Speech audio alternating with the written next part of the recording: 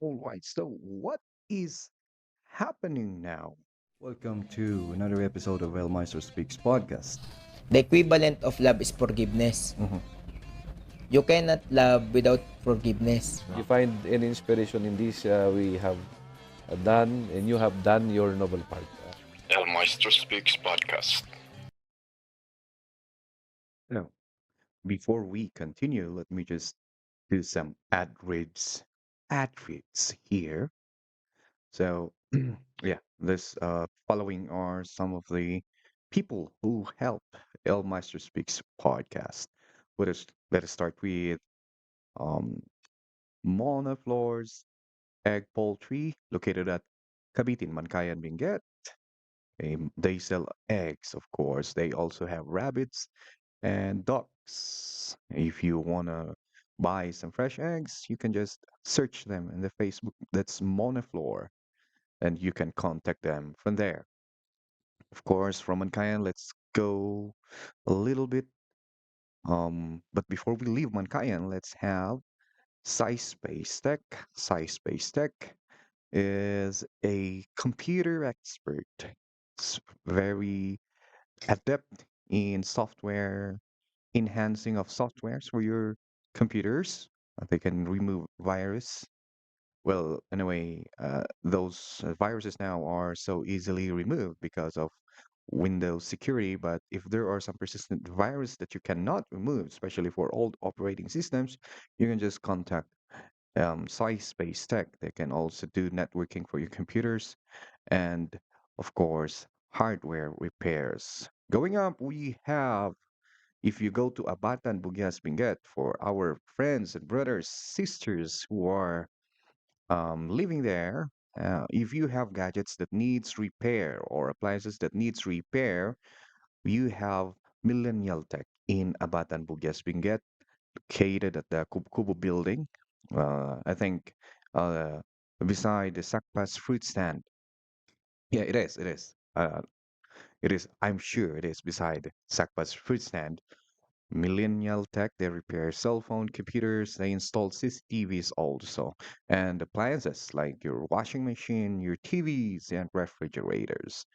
And if you happen to be at La Trinidad and you have gadgets that needs repair, cell phones, laptops, and the likes, tablets like that, we also have CarlTech Repair, located at the new public market, I mean, the old public market, new public market in 1993.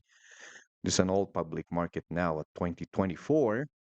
That's CarlTech Repair. They also have a place at the Balwag Center, the newly installed building, um, right where the old shell was standing before.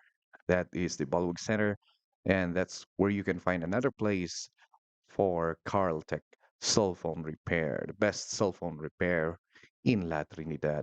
And of course, for those who are car enthusiasts that loves to modify their car to, lift it up, and of course, those that needs fixing for the cars, you can also go. And this is trusted. I trust this 100%. They've been doing services for my car for like years now at DAMS Auto Performance Auto Shop at Alapang, La Trinidad, Benguet. You can search them at their Facebook page and you can contact them from there. DAMS Auto Performance, of course, they offer modifications for 4x4 trucks or cars. And of course, they also repair cars. So those are the sponsors of El Maestro Speaks podcast. All right. So, like I said a while ago, what is happening now? Yes, I have a lot of notes here. So, um, usually in this podcast, what we do is, yeah, and by the way, you wanna have you wanna put your name there on the mug so people can see while I'm doing my podcast. You're welcome. Let's call me and let's talk about it. Anyway, so usually what we do in this podcast is that we talk to, like what I said before, we talk to great people. We we know their stories. We ask questions about them. We try to we are trying to locate, or we're trying to find the secret of their success. Yep. At the same time, okay, we want to share the stories because all our stories are interesting, and some people might need that story to be inspired, like the stories of our former mayor in Mankayan, Tony Frenzel Ayong, the story of Freddy Gainat of the Badarong, story of Pastor Shao Balbadina, and there are a lot of stories that we can hear from, and we had it here at this podcast here. Of course, we also talked about what happened in the yesteryears in the Igorot country. I like calling the Cordillera the Igorot country. All right, and we talked about what happened, the unheard things that happened in the yesteryears of our history. And I would like to add another, though we've been doing this before, but I don't quite like it. But anyway, it's part of it. Let's just put it here, let's insert it as a part of our Meister Speaks podcast. What's happening now? So what's happening now is an episode where we can be talking about things that happen now, things that happened in the past week that we can see, and we'll talk about it and reflect on it, where maybe we can learn something from it. I'll be sharing my reflections on what happened now, and perhaps you can also share yours. And we'll be sharing each other's perspective. So I really have to have my notes in here, right? On this episode of what's happening now. Now take note that depending on the events and the amount of events or how many events happened this week, then we'll be having a long, long, long conversation, right? Yeah. And I think we need to start now. So the first one is that a very, very popular one that happened last week since I was not able to log or what's happening now episode last week is the tape incorporated versus TVJ. This is a very popular topic in the internet right now in the Philippines, like a week ago. Yeah, I think until now it's very popular. For those who are listening abroad, this tape incorporated is the producer. I think you're familiar with this if you're a Filipino. Is the producer of an afternoon game show or a noontime show here in the Philippines and a free television channel called Eat Bulaga. And Eat Bulaga was created by these people called the TVJ. TVJ is the um this the group name for these three people who created the show. They are called Tito Soto, Vic Soto, and Joey Delian. Now, it is not a secret to everyone in the Philippines that in the history of that show, Eat Bulaga, Joey, these three guys, Tito, Vic, and Joey, created the show. Joey De Leon created the name Eat Bulaga. Eat is like eat in English, like take a food, take in of it. And Bulaga is like a word, a Tagalog word where that we shout when we want to surprise people. It's like a surprise, something like that. It's a little bit near to that one. That's the closest meaning that I can relate to you at the moment. So that's the name of the show. It was created in 1979. The tape incorporated is the company, a producing company that financed the airing of the TV or the Eat Bulaga created by TVJ. Now the story is that, according to you, and we don't know that 1979 when the Eat Bulaga started, Eat Bulaga started without the tape company. So there's another producer, a producing company that financed the TV, the Eat Bulaga, hosted by those three guys, and then they started from that one. They started from scratch, like Those hosts are really saying that they were not receiving any salary at all for like 3 years. Yeah, that's so long. Yeah. And then after that one, then the show started to get traction from it started to get noticed by the public and started to have to grow ratings and then started to make money. And that's when the Corporated came in. Now, last May 2023, if that's May, is that May? Yeah. Because Eat Bulga is being aired on one of their free channel, GMA 7. The host decided to like retire on May. I mean, resign, not retire, resign, and move away from the producing company. But this is a very unique one because they are resigning or moving away from the producer. So that means that they're going to take away the show from the Tape Incorporated. Now, Tape Incorporated didn't agree and said and claimed that they own the show since they were the one financing it. So there goes the battle for this thing. No, I'm not. I'm butchering the story. I am butchering the story here, but that's basically it, right? Yeah. I'm not a lawyer, so uh, and even if I am, I maybe cannot tell the story right. Now, after such time, so uh, with this argument, this agreement that happened between the two, uh, came out the secret that there was no paper the agreement between these two parties was not placed or put or written in a black and white as we say here in the Philippines was not it was not written in a contract, so it is like it's a gentleman's agreement, so to speak. And people never thought of registering the name, things like that.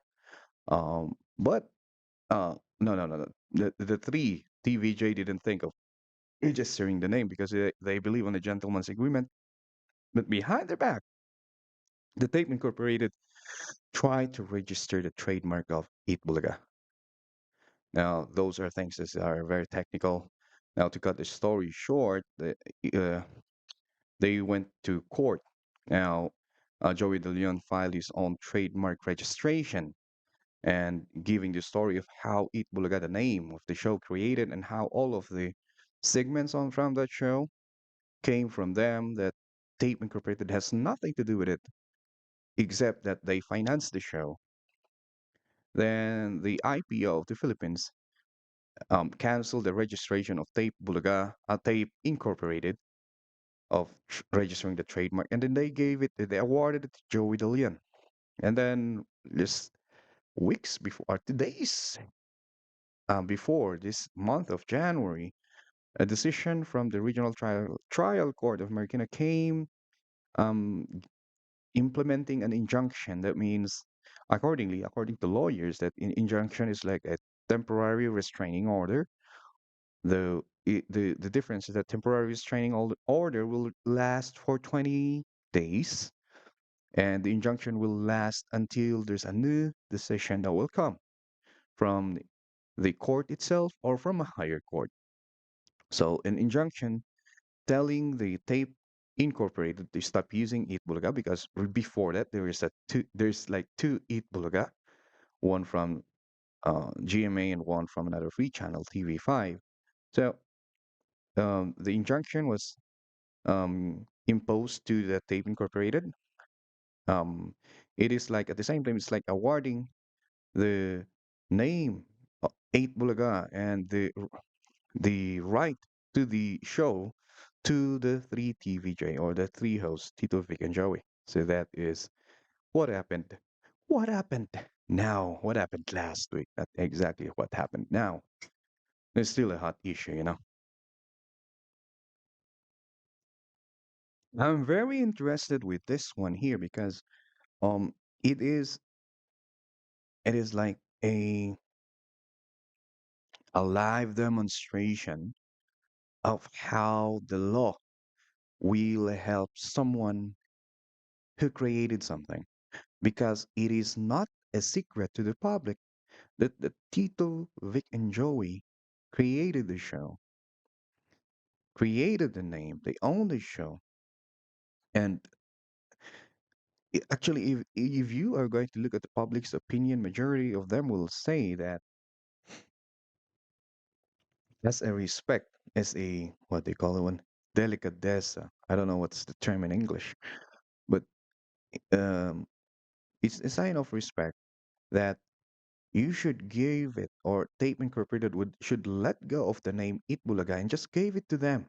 They can create another show, but they have to give that name Itbulaga to the three hosts because everybody knows that they are the ones who created it. They are the ones who grew it. They're the ones who work hard so that it will be noticed by the public. Okay? And of course, the Tape Incorporated gave them money, but in return, they made money from that show. And it's a very, it's like a play by play. You're waiting. It's a live demonstration of how is the law going to handle this. And of, as a digital creator here in the internet, and yeah, someone who creates something. It's very interesting. We teachers are creating something also. We might be registering it or not, or it might be noticed, might become very popular. And then we're just looking on how will the law protect someone who created an artist who doesn't know anything about the laws of registering their thing, their creation. And I think with what happened as of now, with what's happening now, I can say that if you are a creator in the Philippines, you can trust the law, that the law will protect you and will not protect those capitalists capitalizing on your work, right? So moving up to the mountains. What do you think is the implication of this or the impact of this result for the igorot content creators here and abroad? How many, yeah, when we go on there, how many content creators do we have here in the igorot country now? So, most probably the most popular one is Freddy Gainat, Mr. Freddy Gainat of Baderong. He's a teacher. He worked as a teacher in Thailand. Teacher by profession, is a business owner now, and running his cafe Baderong. They're located at KM4 La Trinidad Benguet. That's in a way, in a way, is a sponsor of this podcast because usually we sometimes do our podcast at his cafe. So I would like to invite everyone who's listening here in abroad. If you're in abroad and at some times in the future you will go home here in La Trinidad, go and visit Baderong Cafe, where you can find and you can taste some authentic Thai food here in the locality of Benguet. So he's, I think, one of the popular content creator here in Benguet. We have, oh, what else do we have? The vloggers that are popular. Oh, the one that is acting like Johnny Depp. The one is acting like, oh my God, I'm sorry, I forgot your names, guys. Um, the one acting as Jack Sparrow of Benguet, and the John Wick of Baguio, those ones. So we can also include the Green Soldier, a very popular one. I think we can call them one a cosplayer. Those guys, the same time creating a vlog rather, and they're actually quite popular and amusing. You also have a lot of content creators. We have those ladies driving trucks. Sometimes oh my goodness, I cannot give you a shout out, but those who are popular, actually a lot popular than me. Yeah, this podcast is being only being noticed at the other countries, but still, We're still gaining traction here in our locality. Those guys are very popular and they're creating contents, right? Aside from the digital content creators, we have vloggers. Those are vloggers. Um, we have local movie producer here. Um, we have. Oh, let me give a shout out to this one here, to this guy here. The uh, Cordillera Millennial Entertainment Production. They're creating movies. They're creating digital content. Um, the first that they made actually is I was included in it. The tour is in the first. I think the first action movie. Is it the first action movie? I don't think, but it's one of the action movie that was created here in the Cordillera. We also have Boyong. What's the name of Boyong? Boyong is the one who created Lampitok using the animator Moviso, but this story is originally his. The software he used to make an animation is, of course, you can buy it from the market, but the story is originally his. The idea, the concept is originally his, and he needs to protect that. So, yeah, those ones. Um, we have Sendong. Sendong has been here in our podcast many times, like two times, three times already. As a um, good person, good singer. His story is actually very inspiring. How he became a musician. Um, who else do we have here as a content creator? I'm sorry for the others. So I cannot. We have a lot. I just noticed it now that I should have made a list of you guys because yeah, I should have made a list of you. I'm so sorry to all the Cordillera Igorot creators from all the municipalities, the provinces of the Cordillera. With all my heart, I'm so sorry. But you are all popular, actually more popular than me. And I'm sorry, I cannot tell your names right now, all of your names. Anyway, and we also have singers. Um, of course, we have the oldest, the OGs. We have Sir Brian Aliping. I like the song of Brian Aliping. Of course, uh, the late Joel Cervantes of Mankayan Binget. We have Lourdes Funky and Sendong again, and the other Ibaloy singers, singers out there, the groups, the Kinobuyan groups. Um, we have a lot. Sir Carino, Sir Philip. So we have a lot again. It is the problem with me because when it comes to name, I'm blanking. I'm blanking on names. And of course, the one now is the latest with one of his latest famous song. Uh, oh dang, Sir Aladdin, who was the composer of um, Soy Soy Digam, and of course we also have Margaret Locano, a fellow teacher. So, those are our popular singers. We have a lot again. Okay, not just those ones, but then. So, we have a lot of content creators here.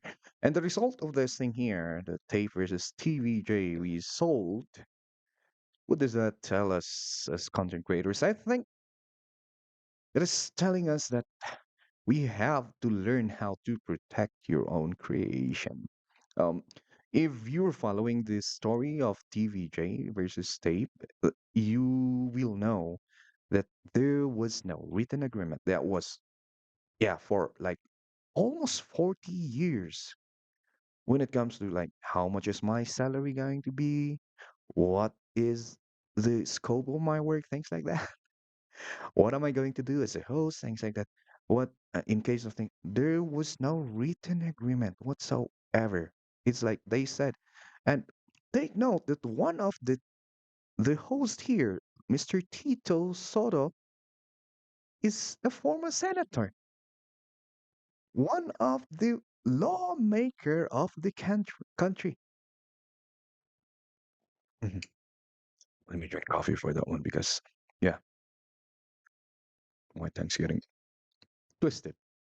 Now, one of the lawmaker, a former Senate president, did his work after a shake of a hand. You know, they have their reason because they said that it's a gentleman's agreement. That's how we do business back then, and because we trusted each other so much. We represent because they're talking with Mr. Tony, a certain Tony Taviera, who represented the producing company, and they know each other so much that they really didn't need a paper because that's how they trust each other. But after that one, history changed, and they almost got kicked out, and they almost the thing that they created and made and considered as a child was almost taken from them. And still, this company is on the process of trying to get that thing from them just because of the mistake of not creating or not doing a paperwork. So, lesson learned here is that I think this is what we call an example, textbook example of the significance of contract, right? Yeah, yeah, all of us and all digital creator must remember this. It does not mean that because you're a friend now that you won't be having a disagreement in the future.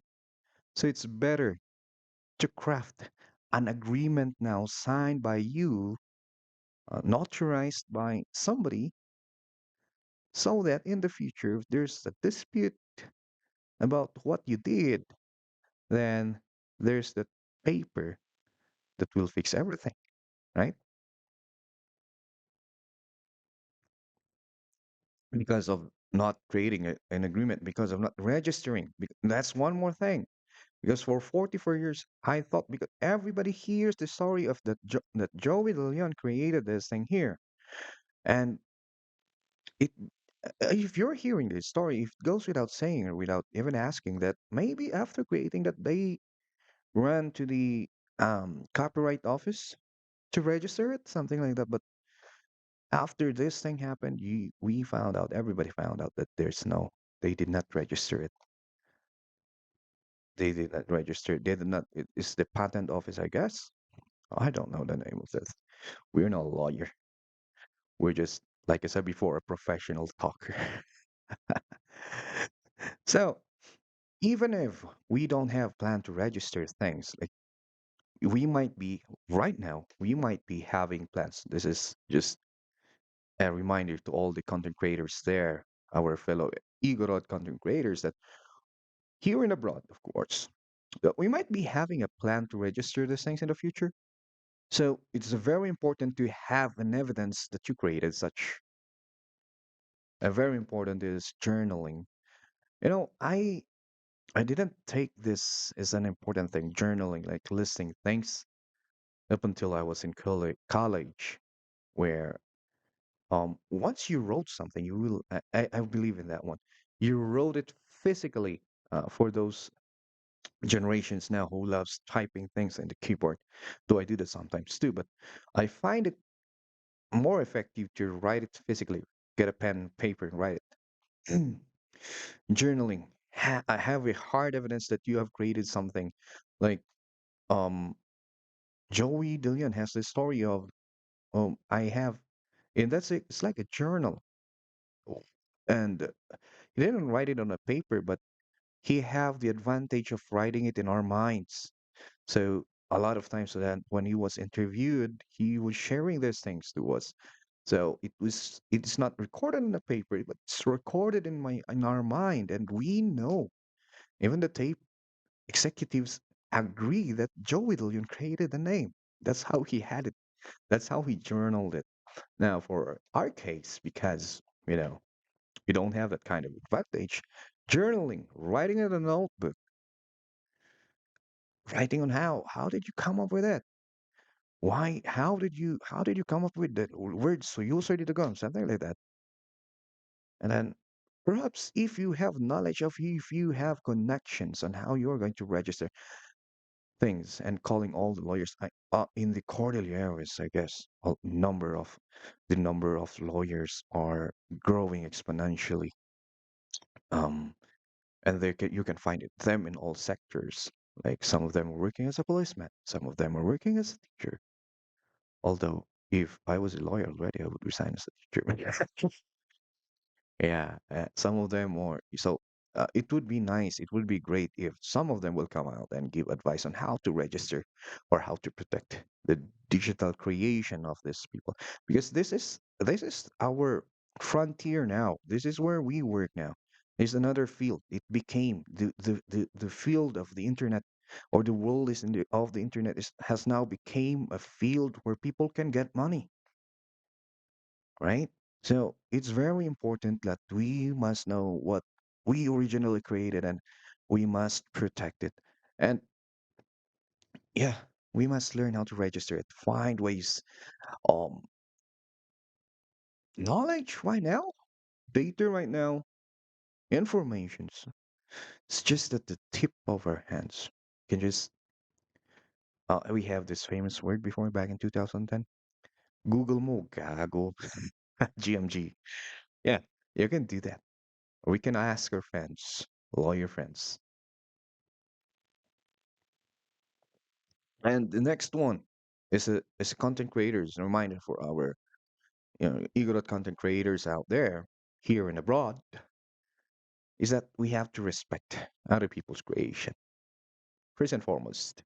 Okay, we have to respect. If you want your creation to be respected, you also have to respect other people's creation. You have to acknowledge you created it. Say for example, you want to make a cover of the song. Why not after making the cover of the song, you put into the description the link for the original one so other people can watch. Also, this is the original ones, and we can watch it, and then that's it. The original creator has logged in a click, it's logged in a watch, and that's gonna make him another dime, right? So if we created something that we built on the idea of another content creator, we have to acknowledge that one. That's a way of showing respect to the other creators. And for sure, other creator, once they see you doing that one, will also respect what you created, right? We have the concept of, we just discussed this one last podcast, the concept of inayan, right? So, inayan, di mga ala, si bakon takon, inamag. Ay bakon siya? So, ano ay inamag di kadwata ko, irespeto tako, i-acknowledge tako, ipwit ako sin link, something like that. So, we in inayan, we should not do that because it's inayan, and we have to respect others by acknowledging their work. We can build on their work, but still have to acknowledge that our idea came from them. One of the best example I can show you is, oh, I had a podcast once with Swing, Apo Robin Swing, the one who sang Apoy. So I asked him how he composed the tune of Sana po'y lawas ay ayamam. And then he did not hesitate to say that actually I got inspired by the song of Mr. Joel Tingbaon. Mr. Joel Tingbaon is one of the OG singers here in Benguet, right? Uh, called Bishu. He said that, and that's one way of acknowledging, giving respect to the creation of someone that to whom or wherein you build your own creation. Also, so that is, I think, the thing that we can learn with what happened. Uh, Tape versus TVJ. All right, yeah, I think the thing that we can learn from that. And it's still what happened now. Perhaps it's no secret now that um, years before we have a very popular MMA camp here, MMA gym, mixed martial art gym. For those who doesn't follow mixed martial arts, you know. We have a very popular mixed martial arts gym here in Baguio named Team Lakay. Um, and wherein they became popular when they started fighting in one FC. It's like a UFC for those that is on the other side of the globe. One is like the UFC or the PFL or Bellator of Asia. Well, one is I think more interesting because they offer grappling matches and Muay Thai and kickboxing matches. At the same time, they have MMA. And when they were starting, the first, I think, inaugural fight that they had was here in the Philippines. And the fight card was headlined by Team Lakay representative Eduard the landslide Folayang with versus a Korean. Say that was way back in 2000. When was it? I don't have my phone right now with me, so I cannot search. But that was way back in 2011, if I'm not mistaken. So that's where the popularity of Team Lakay started. And then after that, there was this time that they had like this gym, one gym, wherein they have a very narrow area. The floor area of their gym is very small. They had to adapt. And like what they said before, the the the equipment in the gym is sometimes recycled. I mean, it's a DIY. It's old, something like that. But they were able to make a name for themselves. And then they represented a gym called Team Lakay. Now, um, there was one time that they were able to hold four belts for from one promotion and one belt from Brave FC promotion. I think that Brave is a an MMA promotion in the Middle East. I don't remember what part of Middle East. Anyway, so last in the middle of 2023, the main player of Team Lakay decided to separate ways with the head coach of Team Lakay, and other players followed, and now there are two MMA gyms. It's very popular now here in the Philippines, although the other one is starting, but of course because of the popularity of those founders are Edward Folayang, Honorio Banario, um, Kevin Billingon, and Joshua Pasha. These four are all from Team Lakay. Then they separated from Team Lakay and then created that Lions MMA. Now it's also becoming popular now, and some of them already have logged a win. The head founder already logged a win last year on his fight, and Joshua Pasha is going to be fighting soon. Um, and then other fighters followed. Silently, Danny Kingad of Team Lakay also followed.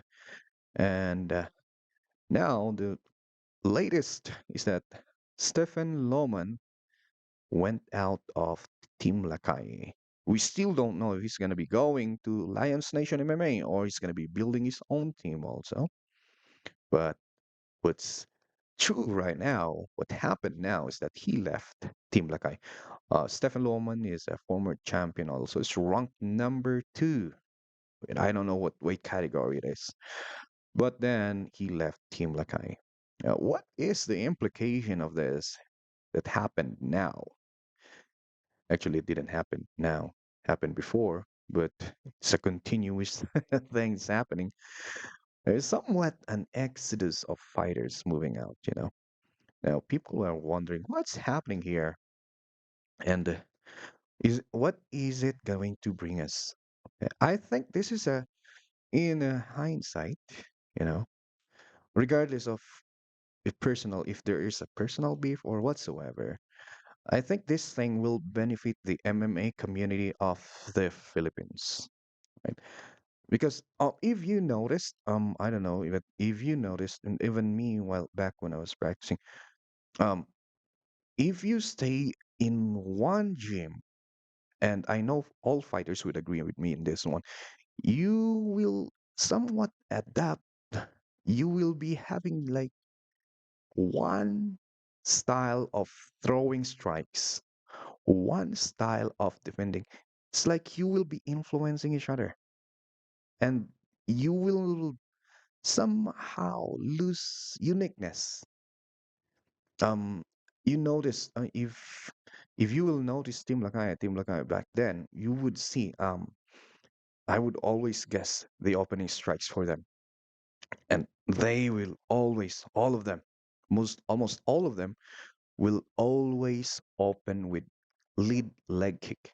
That's the that's the opening strike. All of them, almost all of them, always do that. You know, it's like it became ingrained in them. Maybe I don't know. That's how they influence each other in the gym, right? That's why I am a proponent of a cross training when you go to other gyms or other teams to explore, so that you can because you're putting you're equipping yourself. It's a fight. You're equipping yourself. And there's nothing wrong with that. Guess cross training is you're absorbing what is useful for you and discarding what you cannot use, something like that. So the separation, the creation of two teams of two popular MMA teams in Baguio, um, I think will benefit the Philippines because it will start a competition, and competition usually will improve fighters, and especially that all of them are high caliber fighters.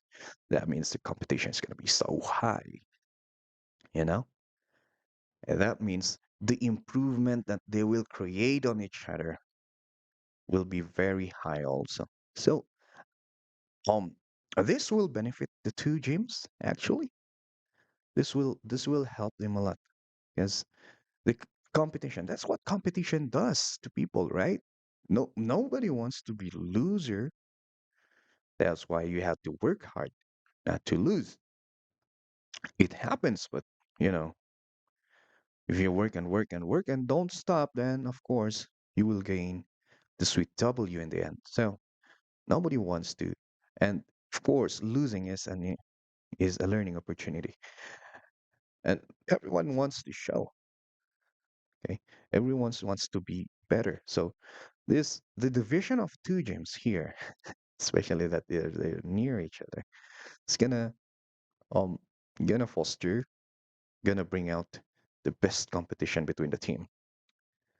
So I remember that of course it will inspire other teams because I know that we have other teams here in the country are trying also their best to get into an international promotion.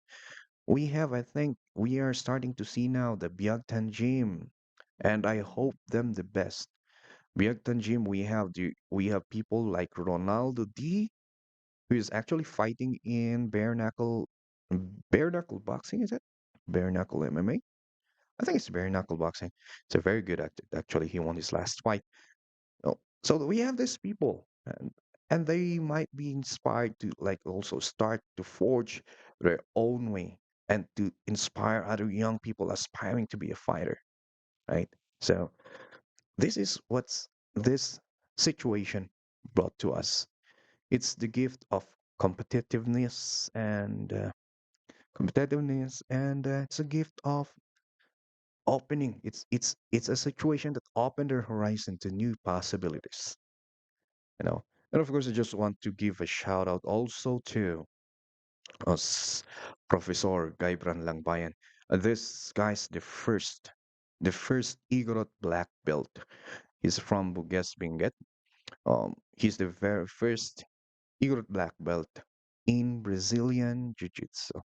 For those who doesn't know Brazilian Jiu-Jitsu, this is um this is an art. Let's just say this is 101 ways of the art of showing you how to choke people 101 ways. Yeah. Okay. And because of him, I think Brazilian Jiu-Jitsu, apart from the popularity of MMA and Team Lakay, Brazilian Jiu-Jitsu has become popular now here in the Philippines and in Baguio in particular. We've been seeing a lot of competitions here and there right now.